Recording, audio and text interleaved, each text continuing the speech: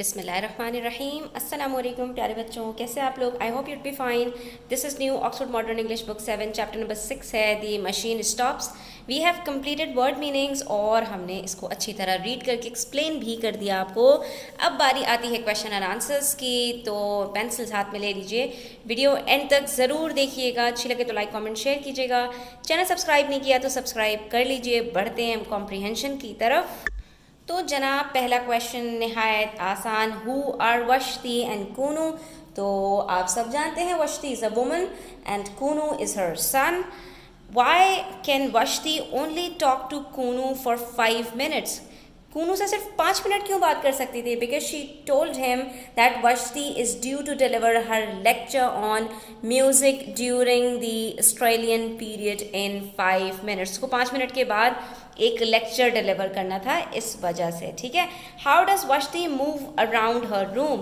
क्या वो अपने पैरों पे चल के जाती थी इधर से उधर अपने कमरे के अंदर? No, she use to move in a mechanical chair. People do not move about independently in this world. ठीक है, ये उस दुनिया की बात हो रही है जहाँ पर लोग आज़ादी से इधर उधर घूम नहीं सकते थे, आ जा नहीं सकते थे, बल्कि सारा काम मशीन्स के ज़रिए ऑपरेट किया जाता था। Why doesn't Vashti want to travel in the airship? वो एयरशिप में क्यों ट्रेवल नहीं करना चाहती थी? तो बच्चों, मैंने आपको बताया था कि Vashti doesn't want to travel in the airship because she dislikes seeing the horrible brown earth and the sea and the stars in the dark. She also says she gets no ideas in an airship. She is separate from the real world because the world outside the machine is contaminated. तो ये सारी बातें उसने बताई थी ना अपने बेटे को कि वो क्यों एयरशिप में ट्रैवल नहीं करना चाहती, क्योंकि सिर्फ वो अपने कमरे में कैद रहना चाहती है, उसको वहीं मज़ा आता है।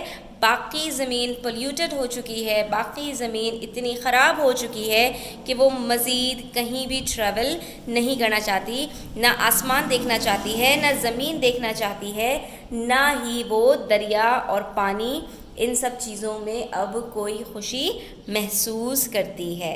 So this is the reason why she doesn't want to travel in the airship.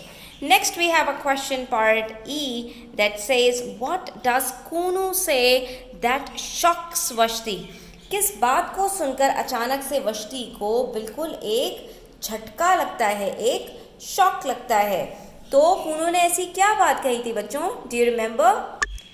Actually, Kunu says that he wants to speak to his mother not through the wearisome machine. Vashti is shocked that he says something negative about the machine. यानी जिन machines के through आज वो जिंदा हैं, उनके खिलाफ कूनू कैसे जा सकता है, या उनके खिलाफ वो कुछ भी कैसे कह सकता है? तो इस बात को सुनकर वो बहुत ज़्यादा हैरान और परेशान हो गई। Next we have part F. What details do we learn about the rooms that people live in the underground world? तो ये जो ज़मीन के ज़ेरे ज़मीन दुनिया बसी हुई थी और इसके अंदर लोग किस तरह अपनी ज़िंदगी गुजार रहे थे, तो ये सारी आपको डिटेल्स अब प्रोवाइड करनी है कि वो किस तरह के रूम्स थे और लोग किस तरह से अपनी दुनिया में रह रहे थे। तो जितनी बातें आपने पढ़ी हैं वो सारी आपको जॉट डाउन कर देंगे। The rooms are small, hexagonal and lit by a soft radiance which can be turned up or down. They have some kind of ventilation system, not windows. Music is played in them. Each room contains a chair and a reading desk and lots of buttons and switches used to call for food, music, clothing, hot or cold baths or a bed.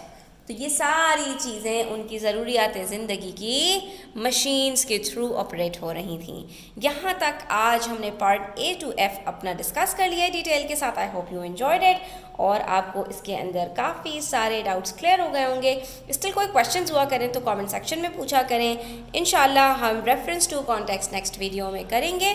तो आप bell icon press कर दीजिए ताकि video आने वाली जो है उसका आप नोटिफिकेशन आप तक पहुंच सके और आप मिस ना करें।